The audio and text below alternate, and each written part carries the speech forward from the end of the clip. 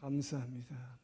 오늘도 주님의 사랑하는 주의 딸들, 주의 신부들 이 자리에 불러 모아주시고, 나의 사랑하는 자여, 나의 신부여, 나와 함께 모략의 산으로, 십자가의 골고다로 함께 가자 부르시는 주님, 우리는 처음 주저하며 따라 나설 수 없었지만 이제 그 주님의 사랑을 깨닫고 함께 따라갈 수 있는 힘과 용기를 주시옵소서. 그 따라가고자 하는 그 딸을 아버지여 얼마나 아름답다고 말씀하시는지 오늘 그 사랑 안에 들어가고 그 사랑 안에 안기는 시간 될 수 있도록 도와주시옵소서. 진정한 나를 발견하며 그 나를 주님을 위해서 부인할 수 있는 자리에까지 주여 인도하여 주시옵소서. 감사하며 예수님 이름으로 기도합니다. 아멘.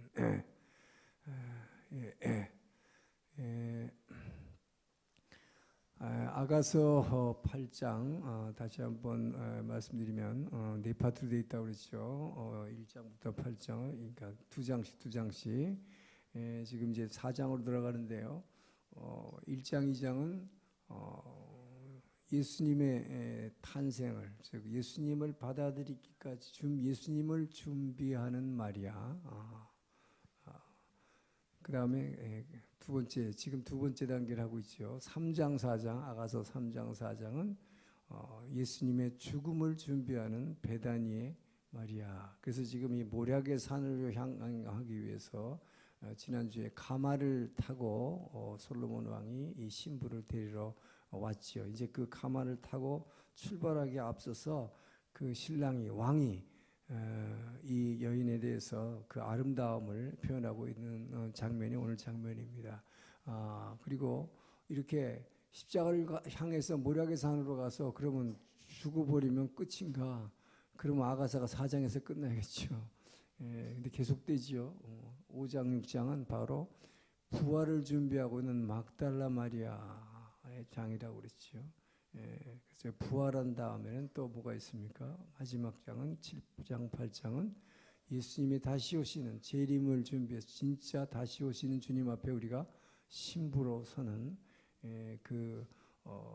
말하자면 신부로서의 마리아, 재림하시는 주님을 맞이하는 마리아. 그래서 오늘 두 번째 단계 이제 후반부로 들어갑니다. 그래서 아가서 4장 1절에서 8절 말씀인데 1절 8절 말씀 한번 먼저 본문을 읽겠습니다. 시작.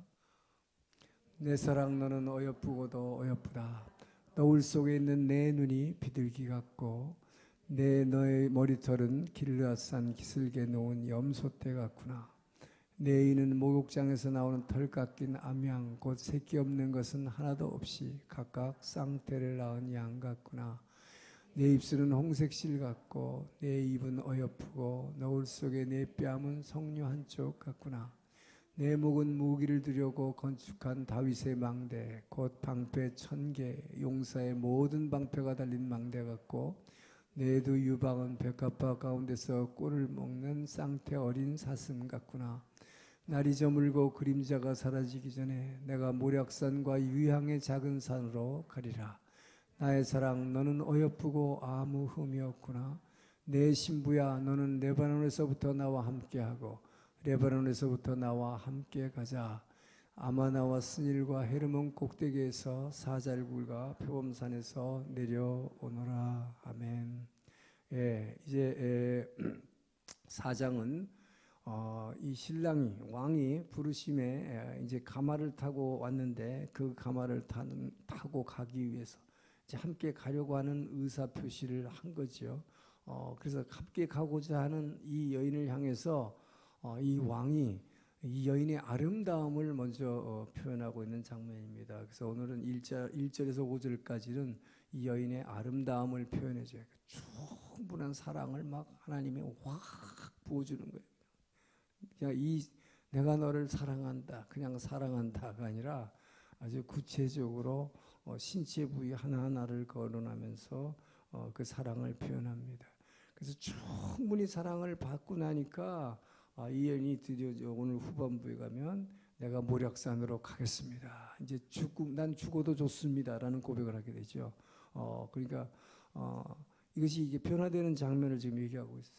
사랑을 흠뻑, 하나님의 사랑을 흠뻑 받은 자가 나를 부인하고 나를 죽이는 모략산으로 겟세마네 동산을 향해서 따라가는 선언을 하게 된다 하는 얘기죠. 자, 그 과정을 오늘 이제 이야기를 하고 있습니다. 지금 오늘 보면 이렇게 뭐 신체 부위가 막 나와서 어떨 땐 좀 민망할 때도 있는데, 그래서 우리 집사람이 그랬어요. 아가서는 이거 여자 목사님이 해야지. 근데 꼭 그런 건 아닌 것 같아요. 여기서 말하는 것은, 자, 성경이 말하는 것은 눈에 보이는 걸 가지고 우리를 설명합니다. 하나님은 보이지 않는 영이시기 때문에 우리 사람이 이해하게 하려면 보이는 걸 가지고 설명할 수밖에 없어요. 그러나 하나님이 말씀하실 때는 보이는 걸 갖고 얘기하지만 보이지 않는 영적인 부분을 바로 성경은 우리에게 말하고 있기 때문에 바로 그것을 우리가 깨닫는 것이 성경을 배우는 것이고 성경을 배우는 목적인 것입니다. 바로 말씀 묵상이라고 하는 것도 겉으로 나타난 이 보여지는 글씨 그리고 이 보여지는 사물에 비유한 것을 하나님이 이것이 내게 어떤 것을 말하고 있는 건지를 깨닫게 하는 거죠. 그래서 우리는 겉에 나오는 이 표현을 가지고 하나님이 우리에게 무엇을 내게 말씀하고 있는가, 어떻게 이 아름다움을 표현하고 있는가, 거기에 집중하기를 축원합니다. 자, 먼저 1절 봅니다. 다시 1절 시작. 내 사랑 너는 어여쁘고 어여쁘다. 내 머리털은 길르앗산 기슭에 놓은 염소떼 같구나. 자, 지금 제일 먼저 시작이 내 사랑 너는 어여쁘고도 어여쁘다로 시작합니다. 자, 이 왕이 가마를 가지고 지금 이 이제 혼인잔치에 데리러 가기 위해서 가는데 사실 그 혼인잔치 하는 장소가 다른 데가 아닌 모략산이다. 죽음의 산으로 데려가는 것이죠. 사실 보면 굉장히 무섭고 두려울 텐데 거기를 지금 따라 나서려고 하는 이 여인의 모습을 보고 지금 주님이 저와 여러분에게 말씀하신 것입니다. 자, 너가 이렇게 따라가려고 하는 것은 나를 부인하고자 죽는 자리까지 따라가려고 하는 너가 얼마나 아름다운 줄 아느냐. 그 아름다운 모습을 내 사랑, 너는 내 사랑이다. 근데 그냥 한마디로 어여쁘다 하지 않고 어여쁘고 어여쁘다. 정말로 어여쁘다는 표현을 하고 있죠. 그래서 이게 영어로 보면요. You are so beautiful 이거예요. 그 노래 아는 사람, 모르는 사람, 이 노래 모르는 사람 있어요? 조 코커라는 사람의 그 유명한 You are so beautiful이죠. 제가 이 유튜브를 보니까 조회수가 2천만이 넘었더라고요. 그러니까 이게 모든 여인들은 이 노래를 들으면 다 좋아하는 게 You are so beautiful. 근데 그냥 beautiful이 아니에요. 뒤에 to me you are so beautiful. 한참이다. to me 할 때 사람들이 와. 나한테 그렇게 아름답다는 거죠. 주님 보시기에 여러분이 그렇게 아름답다는 거죠. 왜 아름답습니까? 죽음의 산까지 같이 가려고 하는 그 사랑, 그 결정을 하기까지 얼마나 힘들었을 텐데, 너가 나를 따르고자 하는 그것이 정말 진짜로 사랑하는 사람은 어때요? 죽는 곳까지 함께 가겠다라는 결심이죠. 바로 그걸 본 것입니다. 그래서 그 아름다움을 그렇게 먼저 두 번씩이나 You are so beautiful이라고 말씀하세요. 그래서 사실 제가 여러분에게 오늘 이거를 조 코커의 노래를 먼저 들려드릴까 하고 한번 들어봤는데 너무 느끼해서 아가서의 말씀하고 안 맞는 것 같아요. 그래서 제가 그냥 대신 그냥 제목만 말했어요. 근데 지금 제일 먼저 왕이 얘기하는데 아름다움을 얘기하려면 여인의 아름다움을 얘기할 때 제일 먼저 뭘 보겠어요? 당연히 얼굴 보고 얘기하겠죠. 그러니까 얼굴 얘기하는 거예요. 이건 지극히 당연한 거죠. 너가 아름답다. 그러면 우선 보이는 걸 보고 얘기할 수밖에 없죠. 근데 제일 먼저 눈에 띈 게 뭐냐? 눈을 본 것입니다. 눈을 본 거예요. 눈이 아름답다. 자, 여러분 눈이 아름다운데 뭐같이 아름답다 그래서 비둘기 같다. 이건 이미 나왔어요 1장에서 그죠? 예. 근데 내 눈이 비둘기 같다, 비둘기 같이 아름답다는 게 지난번 1장에서도 얘기했지만 비둘기는 어떻다고 그랬어요? 비둘기는 사랑하는 자만 본다는 거죠. 절대로 옆을 못 보는 거예요. 사랑하는 사람만 딱 쳐다보고 있어요. 절대로 딴 데 돌아볼 수 없어요. 그래서 비둘기는 한 곳에 그냥 딱 꽂히는 거예요 눈이. 그래서 옆을 보지 못하는 거죠. 이게 회전이 안 된다는 거예요. 눈이 돌아가지 않는다는 거예요. 옆을 절대 못 본다는 거죠.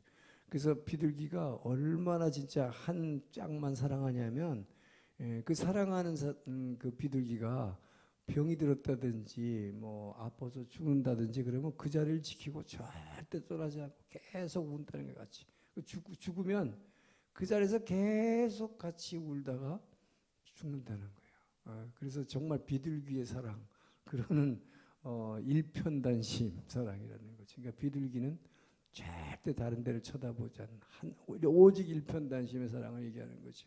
그래서 내가 내 눈을 보니까 나를 죽음의 자리까지 겟세마네 동산까지 따라가겠다는 너의 눈은 정말 비둘기같이 오직 내게만 집중하는 이 눈이라고 주님이 지금 칭찬해 주시는 얘기하는 것이죠. 그래서 우리가 잘 아는 사도 바울의 얘기는 뭡니까? 믿음의 주여 온전케 하시는 예수를 바라보자.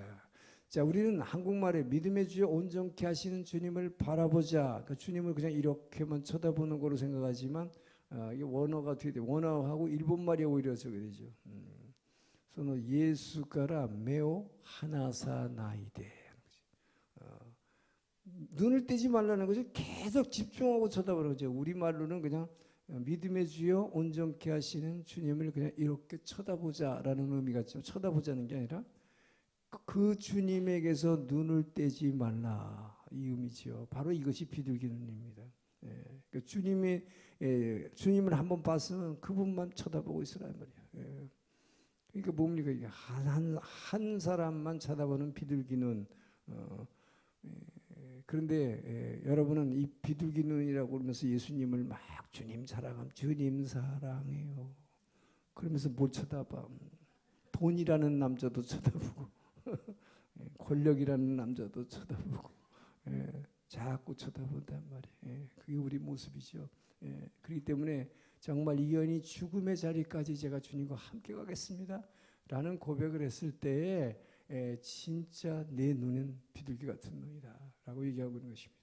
자, 그런데 이 눈을 그냥 이렇게 본 게 아니에요. 이 눈이 뭐이라서 우리말로 이렇게 그냥 여러분 슬쩍 읽으면 잘 못 알아들어요.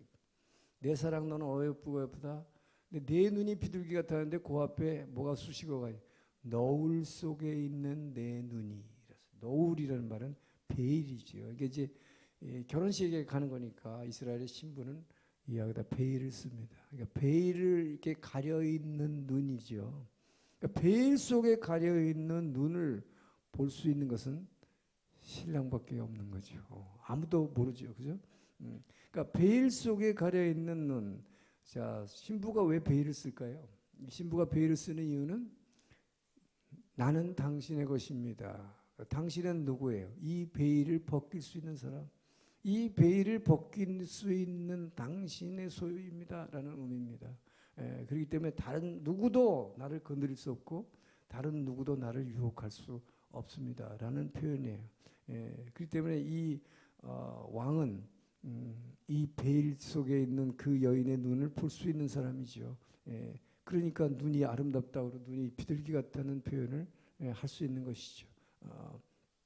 그래서 여러분 우리가 오직 주님께만 속한 자입니다 라고 하기 위해서 이제 이 신부가 베일을 쓰는데 그래서 이 초대교회에서는 초대교회에서 예배 볼 때는 사도 바울이 오늘날 교회에서는 그렇게 안 하지만 수건을 여인들은 수건을 쓰라고 그랬죠. 여인들은 수건을 쓰라는 것이 바로 이 베일에서 나온 것입니다. 그래서 이 수건을 씀으로써 나의 주인 이 베일을 벗길 수 있는 것은 주님뿐입니다 라고 그래서 여인들이 앞에다 이렇게 쓴 게 아니라 머리 위에다가 이 수건을 쓰게 만들었죠. 그래서 오늘날 카톨릭에서는 여인들이 아직도 이걸 쓰는 이유는 그 사도 바울의 이야기 때문에 그렇습니다. 나는 주님의 것입니다. 그러니까 주님 이외에는 나를 건드릴 자가 없습니다. 그리고 또 하나의 의미는 주님 아래에 있습니다라는 의미예요. 주님이 나를 통치하십니다. 라는 거죠. 그 신부나 말하자면 왕과 통치자, 피지배자의 입장을 똑같이 얘기하고 있는 것이죠. 나는 주의 백성입니다. 나는 당신의 신부입니다. 라는 고백을 얘기하고 있는 것이죠. 그래서 여러분이 눈이 정말 주님만 바라보고 있는가? 이게 눈이 왜 중요한가? 예수님도 이 눈에 대해서 얘기했어요. 마태복음 6장 22절에서 24절 한번 봅니다. 함께 읽습니다. 시작. 눈은 몸의 등불이니 그러므로 내 눈이 성하면 온 몸이 밝을 것이요. 눈이 나쁘면 왜 갑자기 띄었어요. 눈이 나쁘면 온 몸이 어두울 것이니 그러므로 내게 있는 빛이 어두우면 그 어둠이 얼마나 더하겠느냐. 한 사람이 두 주인을 섬기지 못할 것이니 혹 이를 미워하고 저를 사랑하라 혹 이를 중히 여기고 저를 경히 여김이라. 너희가 하나님과 재물을 겸하여 섬기지 못하니라. 지금 예수님이 말씀하시는 게 딱 지금 아가서에게 얘기하는 비둘기 눈을 얘기하고 있잖아요. 눈이 아름다워야 된다. 눈이 맑아야 된다. 눈은 몸의 등불이다. 그래서 눈이 좋으면 온 몸이 밝을 것이다라고 해요. 눈이 나쁘다는 것은 너 몸이 어두움이 가득 차 있는 거라고 예수님이 이야기하고 있습니다. 그런데 이 눈이 좋다는 것은 무슨 얘기냐? 하나만 바라보는 것이죠. 지금 주인이 뭐라고 했어요? 바로 두 주인을 절대 섬길 수가 없다. 너는 하나님만 바라본다고 하면서 돈을 바라볼 수가 안 된다. 이거는 거짓말이다라고 지금 주님이 얘기하고 있는 거죠. 그죠? 그렇기 때문에 한쪽을 미워하고 또 사람은 절대로 두 주인을 섬길 수 없다. 한쪽을 미워하고 다른 쪽을 사랑하거나 한쪽을 중히 여기고 다른 한쪽은 무시해야 이게 진짜 사랑이다 하는 거죠. 이것도 중요하고 이것도 중요합니다 하니까 아무것도 안 된다는 거예요. 진짜 사랑할 수 없다는 것이죠. 그래서 우리가 어정쩡하게 된다. 그래서 이 눈이 아름답다라고 하는 것은 눈이 밝다라고 하는 것은 주님께만 집중하고 있는 사람에 대해서 말씀하고 있는 거다라는 것을 우리는 알칼에 대해서 얘기합니다. 너의 머리털은 길라산의 염소털 같다. 아주 까만 염소털이죠. 그 정말 여인의 윤기 있고 아름다운 털이 아주 염소털같이 까만 털을 이야기하고 있는데 성경에서는 이 머리털에 대해서는 얘기가 많이 나오는데 특별히 머리가 이렇게 긴 거 여인이 머리를 잘 단장한 건데 사사기에 나오는 나시린의 경우에 머리를 길러서 절대 자르지 않는 그게 무엇을 의미하는 것입니까? 이 머리가 길고 까만 머리를 긴 머리를 갖고 있는 것 이것은 오직 하나님께만 헌신된 자 나시린의 특징이죠.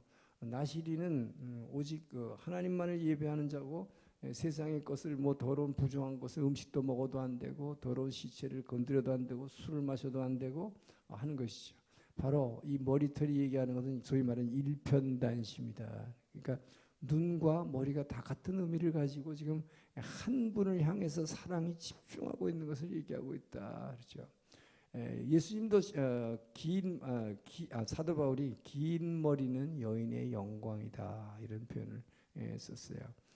그리고 여러분들이 머리를 길게 해서 잘 예쁘게 잘 단장하는 게 누굴 위해서 하는 겁니까? 여러분 많이 해봤잖아요. 남편을 위해서 하는 거잖아요. 이거 다른 남자 위해서 이렇게 합니까? 남편을 위해서 하는 거죠. 그러니까 머리가 예쁘다, 아주 검은 머리를 잘 단장했다. 그 남편을 사랑한다라는 사랑하는 여인의 상징이다라고 지금 얘기하는 거죠. 그래서 너는 머리가 이 아주 아름다운 정말 까만 긴 머리를 가지고 있는 여인이다라고 얘기하는 거죠. 그런데 이것을 왜 하필이면 염소털에다 비유했는가? 잠언 30장 29절 32절에 보면 이 염소가 여기서 뭘 의미하는지를 한번 보겠습니다. 읽습니다. 잘 걸으며 위풍 있게 다니는 것 선옷이 있나니. 잘 보세요. 지금 이 짐승들 중에 잘 걷고 당당하게 걷는 게 세 가지가 있대요. 늠름하게 다니는 동물이 네 가지가 있대요. 자, 그리고 설명하는 거예요. 자, 시작. 곧 짐승 중에 가장 강하여 아무 짐승 앞에서도 물러가지 아니하는 사자. 자, 사자가 당당하게 걷죠. 두 번째, 사냥개도 아주 당당하다. 근데 또 뭐가 있대요? 염소가 그렇게 염소가 이렇게 이 뿔이 이렇게 있는데 염소가 이렇게 가는 게 아주 당당하게 보인다. 그러니까 이 짐승들 중에서 제일 당당한 게 사자가 있고 사냥개도 있고 염소가 이렇게 당당한데 근데 또 하나가 있다. 또 하나가 뭐라서요? 당할 수 없는 왕이다. 여러분 놀라운 것은 이 염소를 왕하고 같은 존재로 지금 비유하고 있다는 것입니다. 그래서 너의 머리털이 길르앗산의 염소 같은 머리다라고 하는 것은 너는 정말로 이제 왕 같은 존재다.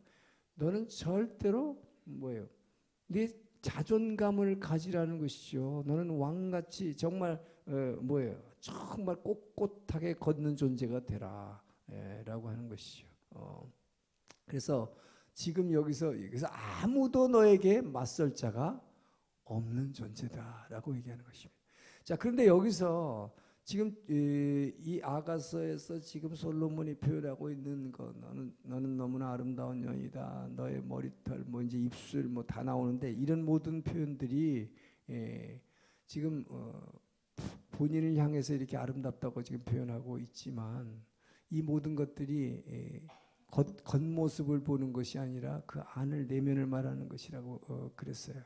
그래서 이 위풍당당한 염소 같은 정말 아름다운 사람이라고 그랬는데 이 검은 머리, 단정한 머리는 성경에서는 또 아름다운 행실을 상징하는 것으로 쓰입니다. 그래서 아주 여인이 아름답게 머리 빗은 거 그리고 아주 까맣게 잘 단장한 머리를 아름다운 행실이다라고 얘기를 해요. 그래서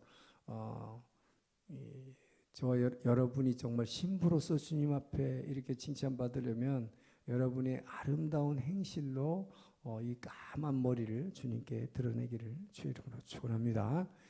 자, 지금 먼저 이제 눈과 머리에 대해서 얘기했어요. 그 다음에는 이제 이 여인의 이빨에 대해서 얘기를 하고 있습니다. 2절을 한번 보겠습니다. 함께 읽습니다. 내 이는 목욕장에서 나오는 털 깎인 암양 곧 새끼 없는 것은 하나도 없이 각각 쌍태를 낳은 양 같구나. 자, 여기서 이라는 게 이빨을 얘기하고 있어요. 이빨 하를 얘기하고 있는데 이가 아름답다. 자, 이는 뭘 의미할까요? 여인의 아름다움을 표현할 때 물론 아까 눈 얘기가 제일 먼저 나왔지만 제 친구 이장수 감독에 의하면 탤런트나 배우를 뽑을 때 제일 먼저 보는 게 뭘까요? 이빨을 본대요. 그러니까 이가 가지런하지 않으면 배우를 뽑힐 수가 없대. 암만 이뻐도.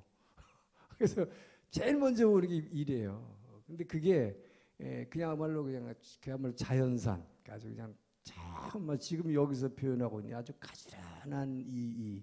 근데 이 이를 지금 여러분 여기 아가서에서 어떻게 표현하고 있냐면, 자, 목욕장에서 막 갓 나온 털 깎은 암양 같은 아주 깨끗한 암양인데, 근데 새끼 없는 것은 하나도 없이 각각 쌍태를 낳은 양. 쌍태를 낳으면 짝이 이는요, 여러분 치과 가보셨겠지만 이게 사진 찍어보면 어떻게 됩니까? 이 양옆이 똑같아요. 그래서 양옆이 정말 똑같이 쌍태, 지금 쌍태, 쌍둥이 같이 이게 딱 짝이 맞는 요 이가 제일 좋은 이라는 거예요. 그래서 이게 말하자면 여배우를 뽑을 때 제일 먼저 그걸 본대요. 이 해가지고 전혀 그렇게 안 보이죠. 그게 제일 중요해요.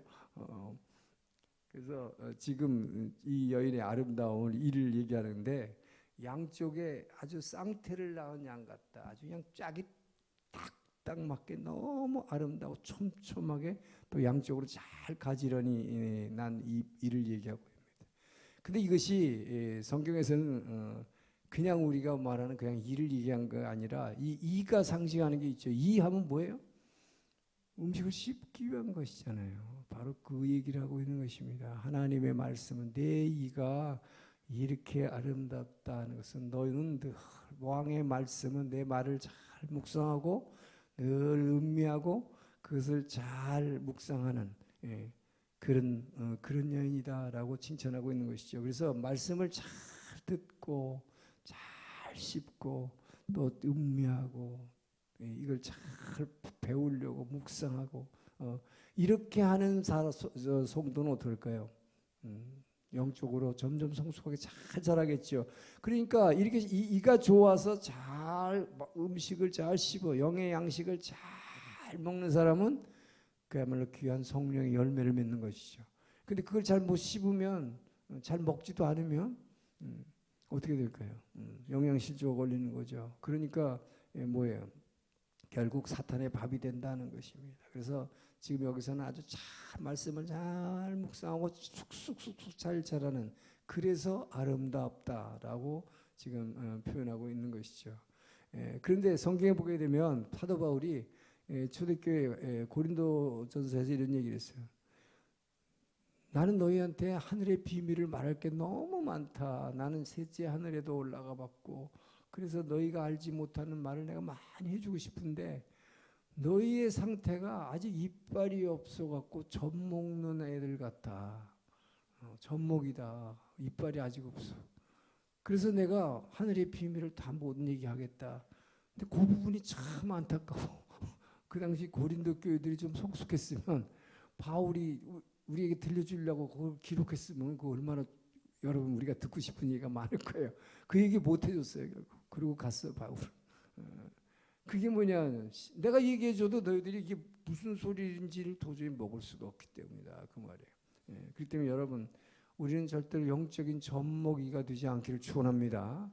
그래서 여러분 말씀을 정말 깊이 있는 말씀을 전했을 때 그거를 잘 받아먹고 잘 씹을 수 있는 성도 이게 참 귀한 성도들이에요. 그래서 저는 우리 동경 오늘께 우리 특별히 우리 여성 성도님들이 정말 말씀을 잘 받아들여서 정말 감사해요. 우리 오늘의 교회들이 말씀을 잘 받아줘요. 뭘 보면 아냐? 말씀을 전하고 나서 그 다음에 이렇게 여러분들이 이게 하고 있는 걸 이렇게 보면 아 이분들이 지금 말씀에 반응하고 있는 걸 제가 알아요. 그래서 저는 굉장히 감사해요. 여러분은 그걸 못 느낄지 모르겠지만 아 이분들이 정말 말씀에 잘 반응하고 있구나. 그냥 건성으로 듣지 않았구나 하는 것이요. 그냥 건성으로 듣고 넘어가지가 않았고 이 말씀을 받아들여서 지금 얘기한 대로만 잘 씹고 묵상하고 잘 적용하고 하는구나 하는 것을 제가 보게 돼요. 그래서 너무 감사한 것이죠. 자, 그래서 그렇게 된 사람들은 이 풍요로운 열매를 맺게 된다 하는 것이죠. 근데 이 맺게 되는 열매가 뭐냐? 지금 제가 아까부터 이제 하고 싶었던 얘기는 뭐냐면 지금 이렇게 아름다움을 지금 왕이 막 표현하고 있는데 이것은 지금 현 상태를 아름답다라는 의미도 있지만 사실은 너가 지금 이 모략산 죽음의 산으로 같이 가려고 하고 있는데 그곳으로 가면 정말로 이렇게 아름다운 여인으로 변화될 것이다 라고 하는 것을 사실은 예언하고 있는 것입니다. 너는 이렇게 변화될 것이다. 지금까지는 너가 나와 함께 가자고 내가 손을 붙잡을 때도 너는 뭐 두려워가지고 막 이랬던 사람이지만 이제 너는 정말 말씀을 받으면 그냥 잘 씹어가지고 잘 삼킬 것이고 이제부터 내가 모략산으로 가고 나면 죽음의 산을 통과하고 나면 너는 정말 나만 바라보게 될 것이다. 지금까지는 세상도 보고 여기도 보고 저기도 보고 그러니까 못 따라갔잖아요. 그러나 이제는 주님만 바라보게 될 것이다. 지금 그걸 얘기하고 있는 것입니다. 그러니까 말하자면 모략산으로 가고 난 다음에 변화될 이 여인의 모습을 지금 말하고 있는 것이다. 그래서 저는 여러분들이 이것을 보면서 나도 이런 사람으로 변화되어 주기를 정말 주님께 간구하는 시간 되기를 주님 축원합니다. 자, 그리고 나서 이제 이 3절 읽습니다. 이제는 입술에 대해서 얘기를 하고 있어요. 3절 읽습니다. 시작. 내 입술은 홍색실 같고 내 입은 어여쁘고 너울 속에 내 뺨은 석류 한쪽 같구나. 자, 입술과 입에 대해서 얘기하고 있습니다. 입술과 입의 차이가 뭡니까? 입술 그러면 입술은 말을 얘기하는 거예요. 내 입술 나의 입술의 모든 말과 나의 마음의 묵상이 깊게 연락되기를 원하네. 자, 나의 입술의 말입니다. 내 입술이 홍색실 같다는 얘기는 뭡니까? 홍색실 하면 여러분 떠오르는 게 있어요? 홍색실 하면 성경을 읽은 사람은 탁 떠오르는 게 있어야 돼. 기생라합을 생각해. 기생라합이 정탐꾼한테 부탁한 거잖아요. 우리 가족을 이제 이스라엘이 여리고성을 점령했을 때 우리 가족을 구원해 달라고. 그랬더니 정탐꾼이 얘기한 것이 홍색실을 걸어놔라. 그러면 우리가 말하자면 모든 사람을 다 가난한 사람 다 죽이지만 너희들을 구원할 것이다. 이것이 바로 보혈의 피를 상징하고 있는 것이죠. 그래서 출애굽기부터 시작해서 구약은 바로 출애굽기에서 출애굽할 때부터 어린 양의 피를 문지방과 문설주에 바른 그 집은 죽음의 천사가 들어가서 치지 않고 구원받았다. 바로 이 말을 단지 믿는 거죠. 이 말을 믿고 그대로 행한 사람들은 구원받았다. 그런 얘기죠. 예, 마찬가지로 이 기생라합이 말하자면 그 정탐꾼들에 대해 부탁했을 때 그 구원받는 방법이 바로 뭐냐? 이 홍색실이다. 이 보혈의 피를 붙잡아라. 이것만 걸어놓아라. 내가 예수를 믿는 사람이라는 표현만 해라. 그렇다면 너는 구원받을 것이다. 이것이 바로 우리가 믿음으로 받는 고백이요. 입술에 내 마음으로 믿고 입술로 고백한 믿음입니다.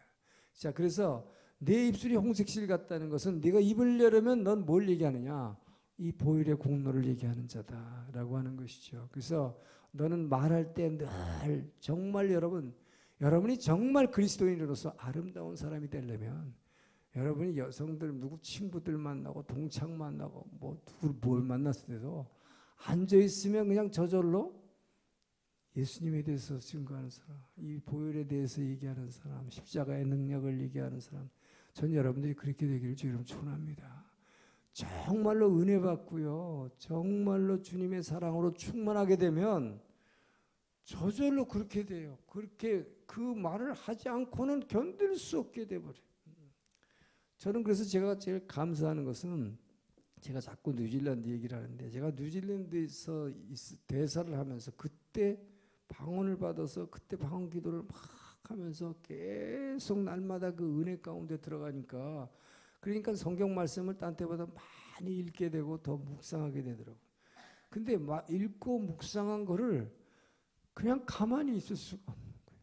예, 그러니까 뭐 아무것도 없을 땐 점심시간에 우리 대사관 직원들하고 밥 먹을 때만 되면 덜 얘기해요. 그러니까 우리 직원 하나 어떤 서기관 하나는 제 얘기가 듣기 싫어가지고 이 사람은 교회 다닐 때 상처가 많았던 사람이에요. 근데 제가 그냥 밥만 먹을 때마다 그 얘기를 하니까 예수 얘기를 하니까 막 의자를 이렇게 돌로 싼져버리더라고요. 근데 그 사람도 나중에 떠날 때는 너무 변화돼가지고 제가 깜짝 놀랐는데 다른 나라에 가서 변화됐다는 걸 나중에 이메일로 보내서 제가 너무 감사했어요.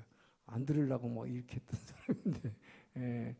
그리고 정말로 사람들 뭐 정치인들을 만났든 뭐 어떤 뭐 경제를 만났든 한국에서 뭐 누가 왔든 학자들을 만났건 그래서 만찬을 하게 되면 그냥 물론 이제 업무적인 얘기를 물론 하겠지만 꼭 끝나고 나면 자연스럽게 예수님의 복음을 전하게 돼요. 네. 그러니까 그것은 뭐냐면 말하자면 말릴 수 없는 것이죠. 견딜 수 없는 거죠. 말하지 않고는 견딜 수 없는. 이것이 바로 내 입술은 홍색실 같다 하는 얘기입니다. 너는 입을 열었다 하면 그리스도의 복음을 얘기한다는 거죠. 이 보혈을 전하지 않고는 견딜 수 없는 마음. 예. 이것이 가장 아름다운 여인이다라고 하는 것이죠. 전 여러분들이 그렇게 되길 주 여러분 축원합니다. 예. 요즘 우리 한국 여성들 입만 열었다 하면 그 쓸데없는 우화사 말이에요. 뭐 박근혜 대통령이 뭐 옛날에 뭐 어쨌더라 저쨌더라 요즘 뭐 우화사가 많이 쏟아는데 전 여러분들이 그 입술로 그런 우화사를 전하지 않길 축원합니다.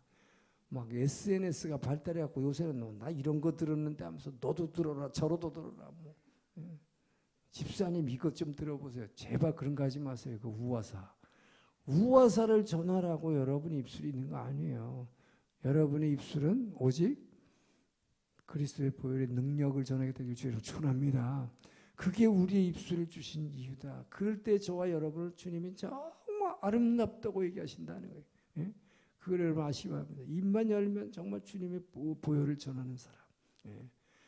자, 그리고 나서 내 입은 어여쁘다 그랬어요. 자, 이 입이 어여쁘다 하는 것은 입술이 물론 입이 어여쁘다. 그냥 이렇게 보기에 어여쁘다 하는 얘기로 들을 수 있겠지만 자, 여러분 입의 역할이 몇 가지가 있습니까? 첫 번째, 먹는 거, 말하는 거. 그 다음에 지금 아가서의 주제는 뭐예요? 사랑이지요. 사랑할 때는 뭐가 있어요, 여기? 예. 사랑할 때는 이 입이 어디다 쓰세요? 굵직스게 그 얘기를 하는 거예요, 지금. 예. 그래서 내 입술이 아름답다라고 사랑하는 사람이 얘기할 때는 뭐예요? 굵직스게 하고 싶다라는 뜻이죠. 자, 그 얘기는 우리는 그냥 그렇게 하면 아유 뭐 성경에 그런 얘기를 다 써. 예. 근데 여러분 이 헬라어로 원래 그리스어로 이 입맞추다라는 이 표현이 있습니다. 이 입맞추다라는 것 이 자체가 프로스코네어라. 이 프로스코네어라고 하는 그 헬라어는 원래 입맞추다라는 뜻은 거룩하신 주님의 발에 입맞추다는 뜻이에요. 이것이 바로 예배한다는 뜻입니다. 그러니까 예배의 뜻이 초대교회 당시에 예배의 뜻이 거룩하신 주님의 발에 입맞추기. 예. 바로 이 그리스어, 이 헬라어 때문에 오늘날도 가톨릭 사람들은 무조건 그 사람들은 이 조각을 막 만들어 놨잖아요. 그러니까 성지순례 가면은 꼭 뭐 예수님 상이 있거나 뭐 마리아 상이 있으면 그 사람들 제일 먼저 가서 발가락에다가 또 먼저 키스를 해. 그래서 저는 저 사람들이 왜 저러나 그랬는데 이 말이 그런 말이라서 그런 거예요. 예배드리다라는 말, 근데 이것이 입맞춤이라는 말이 예배드린다는 뜻이기 때문에 이 사람들은 그것이 예배의 표현이에요. 그러나 그것은 그야말로 문자 그대로의 의미지. 그야말로 이것이 발에 예수님의 발에 입맞추다. 그 얘기는 뭡니까? 예수님의 발에 입맞추려면 무릎 꿇지 않으면 안 되잖아요. 엎드리란 얘기란 말이에요. 그러니까 예배드린다라는 뜻이에요. 그래서 이 입맞춤이라는 것이 바로 그분께 예배드리는 것입니다. 내 입이 아름답다라는 것은 그 주님이 정말로 내가 너의 예배를 받아주겠다라는 뜻입니다. 네가 내게 입 맞추는 걸 나를 기다리고 있다라고 얘기하고 있는 것이죠. 그래서 저와 여러분은 우리가 정말 이 입을 통해서 자 우리가 경배하고 입 맞춤, 입을 통해서 우리가 찬양하며 나아가고 또 예배 자체가 우리가 주님께 입 맞춤으로 주님께 엎드리며 나가는 거라고 그랬어요. 그래서 여러분이 아침에 일어났을 때는 기도의 입술로 주님께 말하고 이래서 하루를 시작하기를 축원합니다. 낮에는 바로 이 전도의 입술, 입을 열었다 하면 그리스도의 보혈을 전하는 입술이 돼서 복음을 전하기를 축원합니다. 저녁이 되는 주님을 찬양의 입술로 오늘 하루 나와 함께 하시는 그 주님을 찬양의 입술로 주님의 은혜에 감사하면서 이렇게 살 때 여러분 주님의 평화와 기쁨이 넘치기를 축원합니다. 자, 그래서 잠언 25장 15절에 보면 경우에 합당한 말은 아로 새긴 은쟁반의 금사과라라고 얘기했는데 어쨌든 여러분이 입을 열면 무조건 말씀이 바로 그냥 쏟아나오기를 그렇게 축원합니다. 특별히 여성들이 앉으면 말이 많은데 그 말이 다른 잡소리 해가지고 아무 유익이 안 되잖아요, 그죠? 여러분이 세상의 말을 하면 할수록 세상의 영을 전달하는 역할을 하고 있는 거예요. 여러분이 누구 흉을 보고 저기 하면 뭐예요? 그 사단의 영이 계속 왜 여러분이 입을 벌려서 사단의 영을 전합니까? 말은 영을 전하는 것인데 그렇기 때문에 여러분이 복음을 전한다는 것은 여러분이 입을 열 때마다 여러분이 입술이 열릴 때마다 그리스도의 영이 전달되는 거. 여러분 이것이 얼마나 귀한 하나님의 신부요 하나님의 딸이 해야 할 일입니까? 전 여러분이 정말 입을 열 때마다 정말 그리스도의 영이 하나님의 영이 전달하는 그런 귀한 의의 도구가 되기를 주의 이름으로 축원합니다. 자, 그리고 나서 이제 지금까지는 그래서 그리고 또 한 가지가 있죠. 참 입술 얘기를 하고 입술과 입을 얘기해놓고 너울 속에 내 뺨을 얘기했어요. 이것도 전에 1장에서 나왔던 거죠. 뺨도 지금 이 너울 속에 있으니까 베일에 가려져 있습니다. 근데 이 뺨이 석류 한쪽 같다. 석류를 딱 반쪽 잘라놓으면 빨갛겠죠. 이 빨갛게 아름다운데 바로 이것을 표현하고 있는 것이죠. 그런데 바로 뺨이 뭐라고 그러세요? 감정이 나타나는 곳이라 그렇죠.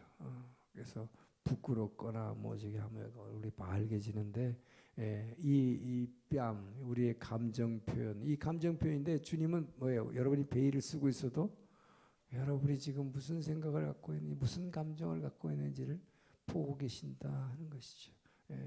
그래서 우리의 숨은 동기까지 다 보시는 주님께서 지금 모략의 산으로 같이 따라가겠다고 하는 이 여인의 마음속을 들여다보는 것이죠. 그래서 이것은 그러나 정말 친밀한 사람만이 알 수 있는 거죠. 정말 이것을 볼 때 우리는 뭘 알 수 있습니까? 다윗이 시편에서 고백했던 것처럼 주여 내가 이 땅에서 나의 형체가 생기기도 전에 주님은 나를 보셨습니다. 그러니까 나의 겉모습도 보셨을 뿐만 아니라 내가 무슨 생각을 하고 있는지, 내가 어떤 감정에 있는지도 주님은 나를 아십니다. 그래서 이 뺨, 이 아름다운 뺨, 주님을 정말로 속에 파랗게 사랑하고 있는 그 마음을 주님은 보고 계신다라고 지금 자, 이 여인이 이해할 수 있는 주변의 얼굴의 이 사물을 가지고 지금 아름다움을 표현했습니다. 모략산으로 가면 넌 이렇게 변화될 것이다 라는 얘기라고 그랬습니다. 자, 그런데 4절에서 보면 좀 영 안 맞는 것 같은 이제 이야기가 나와요. 4절 봅니다. 갑자기 이게 뭔 소린가? 함께 있습니다. 내 목은 무기를 두려고 건축한 다윗의 망대, 곧 방패 1000개, 용사의 모든 방패가 달린 망대 같다. 이게 뭘까요? 갑자기 신부의 아름다움을 얘기하다가 왜 이 다윗의 망대가 나올까요? 그리고 이거 방패 1000개, 용사의 방패, 이게 뭐야? 전쟁을 상징하는 얘기가 나오죠. 자, 이것은 신부의 아름다운 모습하고는 전혀 상관없이 보입니다. 그러나 이것은 정말로 아름다운 신부의 모습을 얘기하는 거예요. 그 얘기는 뭐냐? 이 신부복을 입었지만, 웨딩드레스를 입었지만 한 손에 방패를 들고 있고 목이 다윗의 망루 같은 형태를 가지고 있다. 이것은 전혀 어울리지 않는 것 같은데 이것은 바로 이 목이라는 것이 뭐라고 했어요? 구약성경에서 계속 목에 대해서 얘기할 때 이스라엘아 너는 목이 곧은 자로다. 이 목이라는 게 의지라고 그랬어요. 우리의 생각과 감정과 의지인데 우리의 감정이 나타나는 것이 바로 아까 뺨이라고 그랬어요. 그래서 그의 생각에 대해서는 이미 앞에 다 얘기했죠. 말씀을 잘 씻고 또 함께 죽음의 십자가 있는 골고다 언덕까지 가기로 했던 거. 그래서 생각을 칭찬했고 그 다음에 감정을 칭찬했고 이제는 의지를 말하고 있는 것입니다. 이 목이 곧은 자, 이 목은 의지를 얘기하는데 이 목이 근데 어떤 목이냐? 다윗의 망대 같다, 방패가 1000개 달려 있는 것 같다. 이것은 방패라고 하는 것은 막는 거, 전쟁에서 막는 거지요. 그래서 이게 소위 말하는 그거예요. 칼이 들어오더라도 나는 내 왕 신랑을 따라가겠습니다. 라고 하는 이 의지의 표현이다. 어떤 칼이 들어와도 나는 이 1000개의 방패로 막아내겠습니다. 라고 하는 우리 내 주인 대신 나의 왕 대신 주님을 따라가겠습니다고 하는 이 의지의 표현. 이것은 어떤 용사보다도 더 말하자면 아주 강력한 의지를 나타내고 있다 하는 것입니다. 그렇기 때문에 어떤 무기로 나를 갖다가 공격하고 나를 죽이려 하고 나를 박해하고 순교의 자리까지 나는 가겠습니다. 너는 지금 그런 자세를 갖고 있다는 거죠. 근데 지금 그런 자세가 아니라 사실은 너가 모략산으로 가고 나면 너가 이렇게 변화될 것이다. 어떤 칼이 들어와도 그것을 막아낼 수 있는 다윗의 방패같이 너는 주님만을 따라가리라. 주님만 순종하리라. 이 순종의 여인이 될 것이다. 라고 말하는 것입니다. 그렇기 때문에 이것은 정말 우리의 의지는 말씀에 순종하는 거예요. 그래서 여기서 중요한 것은 다윗의 막루다. 다윗의 막루라는 게 뭐냐? 지난 토요일 날 우리 시편 5편을 했는데 시편 5편 3절을 보면 그런 얘기가 나와요. 다윗이 내가 아침에 주께 기도하고 아침에 주께 기도하고 내가 바라리이다. 한국말로 그렇게 되어 있는데 그 일본말로 보면 또 영어로 봐도 근데 와다시와 아사스키니 이노테 미하리오 시마스. 미하리가 뭐예요? 막루에서 지켜보겠다. 그게 뭡니까? 기도한 다음에 하나님께서 내게 어떻게 응답해 주시는지를 나는 지켜보겠다. 이 막루라고 하는 것은 적이 오는 것을 지켜보는 것을 평소는 의미하지만 하나님께 기도한 다음에 하나님이 어떻게 내게 응답해 주신지를 내가 잘 하루 종일 지켜보겠습니다. 라고 하는 이 망대다는 것입니다. 그래서 저는 여러분들이 정말 주님께서 내가 기도했을 때 그것을 어떻게 응답하시는 것을 단지 기다릴 뿐 아니라 이것을 정말 잘 지켜보면 잘 지켜보세요. 그래서 잘 지켜보라 이 말이에요. 이 잘 지켜본다는 얘기면 끊임없이 지켜보라는 것이죠. 왜 주님이 응답 안 하실까 하지 말고 인내심을 갖고 잘 지켜보면 주님의 음성이 들릴 것이다. 주님을 보게 될 것이다. 라는 의미가 있습니다. 그런데 중요한 것은 그 음성을 들었을 때 아니면 그분의 환상을 보여주셨을 때 더 가장 중요한 게 있다. 그게 뭐냐? 이 목입니다. 목의 의지는 뭐예요? 순종하는 거죠. 칼이 들어와도 순종하겠습니다. 라는 것입니다. 여러분 사도 바울이 3차 전도 여행을까지 다 마치고 예루살렘으로 돌아가려고 했습니다. 자, 예루살렘으로 돌아가려고 할 때 바울은 자기가 그곳에 가면 사로잡혀서 죽을 수 있다는 것을 예견했습니다. 그래서 밀레도에서 에베소 주변에 있는 모든 교회 장로들을 불러다 놓고 마지막 설교를 하면서 이제 내 주께 받은 사명을 나는 다 감당하기 위해서 내 몸을 뭐야 죽는 것은 헌시작처럼 내가 버리겠다라면서 다시는 당신네들을 보지 못할지도 모르겠다라는 말을 하면서 때 막 모두가 다 울었다고 그랬어요. 자, 그리고서 돌아갔을 때에 이 레바논의 시돈에 먼저 도착했습니다. 그랬더니 소위 예언하는 사람들이 바울을 갖다가 막 말렸죠. 뭐라고 말렸어요? 당신 예루살렘으로 가면 붙잡혀서 뭐 죽게 되니까 절대로 가지 말라고. 그래가지고 거기서 시돈에서부터 또 내려와가지고 요빠에 들렸더니 요빠에서는 빌립이 거기서 사역을 하고 있었는데 빌립과 빌립의 딸들이 예언을 하는 사람들이었는데 막 이렇게 뭐 두루마리를 갖고 와가지고 이렇게 이거를 막 묶으면서 당신 이런 식으로 될 테니까 가지 말라고. 그러니까 이 예언이 틀렸습니까? 맞았습니까? 맞는 예언이죠. 다 가면 잡혀요. 근데 바울은 뭘 본 겁니까? 이 목이죠. 끝까지 나는 순종하겠다는 거예요. 내가 살든지 죽든지 이게 잡히는 게 중요한 게 아니란 말이에요. 사람들은 너 잡히니까 가지 말라는 거죠. 너 이제 고통받는다. 잡히면 고통받는다. 그러나 바울에게는 뭡니까? 순종이죠. 그러니까 끝까지 나는 내가 살든지 죽든지 이건 관계가 없다는 거예요. 내가 잡히든지 어떻게 됐든지 중요한 것은 이 잡힘을 통해서 하나님께서 나를 통해서 결국 결과적으로 어떻게 됩니까? 잡혔기 때문에 사실은 유대인들이 바울을 죽이려고 얼마나 이 살인 지금 암살 음모를 꾸미고 결사대까지 우겼는데 그냥 자유롭게 다녔으면 바울은 아마 어디선가 암살당했을 거예요. 그러나 이렇게 잡혀서 감옥에 있었기 때문에 로마 군인들에 의해서 안전하게 로마까지 호송됐잖아요. 결국 목적은 로마로 가는 것이었는데 자 여러분 그렇기 때문에 중요한 것은 이 예언을 한다고 들을 때 여러분 예언해주면 뭐 다 뭐 그냥 몰이 되고 막 굉장한데 지난번에도 엄청나게 줄 서가지고 기다리던데 중요한 것은 그 예언인 자체가 맞고 틀리고 그게 중요한 게 아니다. 진짜 중요한 것은 뭐예요? 그러니까 주님의 말씀에 우리는 끝까지 순종하느냐 이거예요. 그것이 제일 중요한 것입니다. 여러분이 아무리 좋은 예언을 해줘도 여러분이 순종하지 않으면 아무 소용없어요.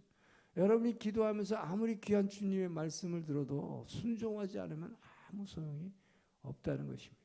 그리고 여러분이 주님의 음성을 듣는다 그러면서 그럴 때 꼭 뭐 주님이 직접 내게 뭐 사랑하는 딸아 이런 얘기를 안 들어도 이렇게 말씀 가운데 내게 팍 다가오는, 내게 저게 내게 주시는 말씀이구나.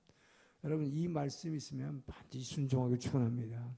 정말 죽기까지 이 여인의 고백처럼 내가 모략산을 향해서 가기로 죽기까지 순종하면 이것이 가장 큰 축복이요. 여러분이 그 당시에는 바울이 잡혔을 때는 사실 고통받았잖아요. 감옥에 갇혀가지고 2년 동안이나 갇혀 있었어요. 그러다가 로마로 호송이 됐는데 몸에 고통은 있지만 그 고통이 고통스럽지 않다는 거지요. 왜? 순종했기 때문에. 정말 저는 여러분이 그 순종의 축복을 체험하기를 축원합니다. 자, 그래서 이렇게 표현한 다음에 지금 5절에서는 좀 민망한 표현이 나오는데 5절 저는 안 읽을게요. 여러분들만 읽으세요. 읽으세요. 시작.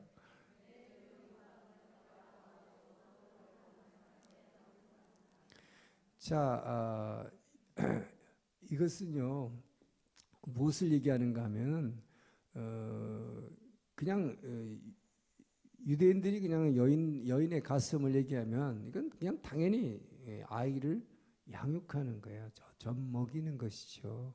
그래서 여기서 말하는 이 아름다움이라는 것은 그냥 외적인 그런 그야말로 무슨 성적인 얘기를 하고 있는 게 절대 아니에요. 이거는.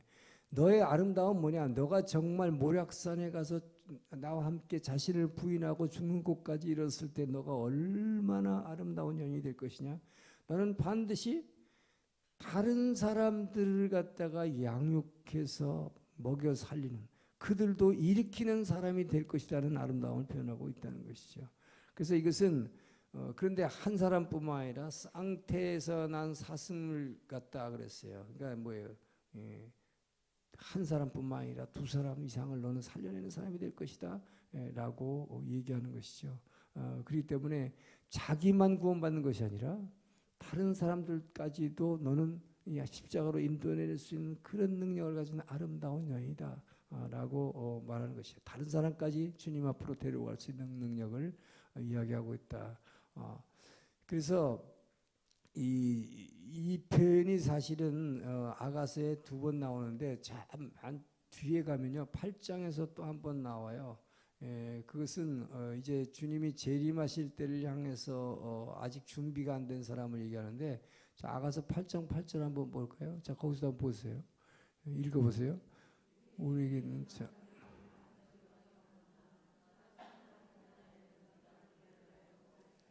이거는 결혼할 때가 돼서 신랑이 지금 오시는데 아직 이 가슴이 없다는 얘기는 뭐예요? 누군가를 아직도 주님 앞으로 데려올 수 있는, 양육해서 데려올 수 있는 준비가 전혀 안 돼 있는 처녀다라는 의미입니다. 그렇기 때문에 아가서에서 얘기하는 이 의미는 우리가 분명하게 알 수 있다. 이것을 걱정하고 있는 것이죠. 그래서 이 왕이 부르실 때 헌신한 여인들에게만 있을 수 있는 것이 이 가슴이다 하는 것이죠. 그래서 여러분이 교회 생활을, 신앙생활을 뭐 10년, 20년을 해도 자기 혼자서만 지금 어떻게 먹고 살까, 뭐 할까 이래는, 저는 그렇게 여러분이 미성숙한 여인이 되지 않기를 축원합니다. 그래서 반드시 다른 사람을 양육하고 다른 사람을 주님 앞에 데리고 나와서 정말 주님 앞에 칭찬받는 가슴이 풍성한 여러분 되기를 주 여러분 축원합니다. 그래서 다른 사람을 먹이는 영적 어미의 역할을 너는 충분히 할 수 있는 사람이다. 이런 칭찬받는 성도 되기를 주 여러분 축원합니다. 자, 그래서 이제 5절까지는 이 왕이 이 모략의 산으로 같이 함께 떠나갈 이 여인이 그곳으로 가면 변화될 이 아름다운 모습을 다 표현해 줬으니까 충분하게 사랑을 퍼부어준 거죠. 너의 생각과 너의 감정과 너의 의지가 온전히 이 신랑 하나만을 향해서 너는 순종하려는 모든 걸 다 가지고 있는 아름다운 여인이다. 정말 you are so beautiful to me. 자, 주님께서 이렇게 칭찬했어요. 자, 이때 이 여인이 이제 반응하는 게 6절에서 마지막 이제 오늘 후반부의 이야기입니다. 6절 먼저 있습니다. 시작. 날이 저물고 그림자가 사라지기 전에 내가 모략산과 유향의 작은 산으로 가리라. 자, 여기서 지금 보세요. 이게 엄청난 고백이 나오죠. 이것이 바로 지금까지 앞에서 우리가 1장에서 3장까지 보았던 이 여인의 모습과는 완전히 머뭇머뭇했던 이 여인. 예. 왕이 와가지고 그렇게 뭐 산을 헐레벌떡 넘어와서 문을 두드리던데도 문도 잘 열어줄까 말까 하던 여인.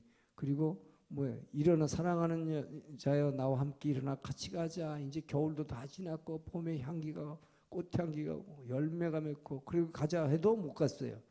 그런데 지금 뭡니까? 바로 신랑으로부터 이렇게 충분한 사랑을 흠뻑 받은 사람은 이 고백을 할 수 있다. 할렐루야. 예. 그렇기 때문에 여러분 중요한 건 뭡니까? 이 사랑의 고백이 내가 죽는 곳까지 갖게 가. 지금 6절이 지금 뭘 얘기하고 있어요? 날이 저물고 그림자가 사라지기 전에, 자 때가 늦기 전에 나는 모략산으로, 죽음의 산으로, 유향의 산으로, 겟세마네 동산으로 나는 따라가겠습니다. 이 지금 굉장한 고백이 그러니까 이 엄청난 이 변화가 온 것입니다. 이 여인에게. 지금까지 머뭇머뭇한 게 완전히 없어져 버렸어요. 예. 그야말로 이 목이 이제는 뭐예요? 이 다윗의 망루같이 1000개의 방패를 가진 여인에게 목에 칼이 들어와도 나는 주님을 따라가서 함께 죽겠습니다. 겟세마네 동산 십자가까지 나는 가겠습니다. 라는 이 놀라운 이 완전한 터닝 포인트입니다. 그렇기 때문에 여러분 중요한 것은 이런 고백을 하려면 이 모략산으로 가겠다는 얘기는 뭐예요? 이것이 늘 제가 지금 여러분에게 뭐 그렇게 강조하는 이게 십자가 사상 아닙니까? 십자가 정신이 뭐라고요? 나를 부인하는 거죠. 너희가 나를 따라오면 나를 부인하지 않고는 나를 따라올 수 없다. 그러니까 나를 따라오서 이 여인이 지금 이 여인과 아가서에서 지금 이 대화가 뭘 얘기합니까? 바로 예수님이 이 땅에 오셔서 저와 여러분을 향해서 너희가 나를 따라오고 싶냐? 어디로 따라오라는 거예요 지금? 모략산으로. 그렇게 따라오려면 정말 너희가 나를 부인하고 자기 십자가를 지지 않고는 절대로 올 수 없다.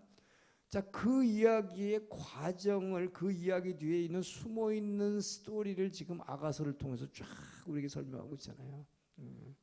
자, 어떻게 우리는 주님을 따라서 나를 부인하게 되는가 하는 것입니다. 이것은 주님께 사랑을 듬뿍 받은 자라야 가능하다 하는 거예요. 그 때문에 여러분이 정말 이 여인의 아름다움이는 여인뿐만 아니라 남자도 마찬가지지만 그러나 특별히 여인의 아름다움을 지금 아가서에서 얘기하고 있어요. 이 여인의 아름다움, 어떤 사람이 아름답다고요? 나를 부인하겠습니다. 내가 겟세마네 동산까지 가겠습니다. 라고 하는 사람이죠. 그 얘기는 뭐예요? 정말로 나의 자존심과 나의 모든 것을 다 내려놓는 사람이죠. 정말로 겸손한 사람이죠. 정말 이게 여성의 아름다움 아닐까요, 여러분? 그냥 예수님을 떠나서 여인은 무조건 그저 자기를 낮추고 겸손하고 뒤에서 그냥 조용하게 이렇게 남편에게도 말이에요, 좀 조용하게 보좌하고 그냥 나서서 자기가 뭐 다 그냥 좌지우지하고 막 남편도 막 휘두르 잡으려고 그러고. 남편 휘잡으려고 그러는 건 그건 모르겠어요. 자기 많은 분들이 다 저 집안에서 다 그렇게 하고 있을 것 같아서. 그렇지만 어쨌든 사람들 앞에서 자기를 부인하고 자기를 낮추고 겸손하고 보이지 않게 나타나지 않게 하는 사람과 탁서라도 자기를 드러내려고 그러고 자기가 막 뭐라고. 그러니까 여인의 아름다움은 한마디로 정말로 이 모략산으로 나는 가겠습니다는 이 고백이에요. 저는 여러분들에게 정말 이 고백이 있길 축원합니다. 근데 이게 잘 안 되는 거 왜 자꾸 더 인정받으려고 더 나서려고 그럴까요? 그 얘기는 뭐냐? 충분히 사랑을 받지 못했다는 의미입니다. 그렇기 때문에 너희가 나를 따라오면 나를 부인하라고 그러지만 이 나를 부인 못하는 이유는 그리고 자꾸 나를 주장하게 되는 이유가 뭐냐? 나를 부인할 만큼 충분히 사랑이 내 안에 와 있지 않기 때문이라는 증거예요. 그래요. 그렇기 때문에 뭡니까? 똑같이 기도를 하는데도 어떤 사람은 정말 뭐 예수 믿은 지 얼마 안 됐는데도 막 그 은혜 받아서 이 안에서 그 주님의 사랑 안에 그냥 모든 걸 자기가 다 버린 사람이 있어요. 그런 사람은 벌써 확 보면 그냥 그리스도의 향기가 그냥 퍽퍽 나오잖아요. 그죠? 그냥 딱 보면 알잖아요. 그죠? 근데 어떤 사람은 교회 막 오래 다녔고 교회 기도는 많이 하는데 매일 보면 새벽 기도 나오는데 근데 막 자아가 굉장히 강해. 예. 뭐가 차일까요? 그래서 결국 기도하면서 중요한 것은 다른 것 다 필요 없어요. 그러니까 기도를 뭐 때문에 하는가 하는 것이죠. 그러니까 오늘 새벽에 또 말씀드렸지만 기도를 하는 목적은 주님과의 교제예요. 그래서 그분 안에 들어가는 거예요. 그러니까 그 사랑 안에 막 확 빠진 그 기도하는 것이 내가 뭐 이거 해주세요 저거 해주세요 하기 위한 기도가 아니다 이 말이죠. 그렇게 기도하다 보니까 그 기도가 안 이루어지면 하나님은 원망스럽고 하나님은 없어진 것 같고 예. 그러니까 날마다 기도를 하는데 무엇을 위해서 기도하는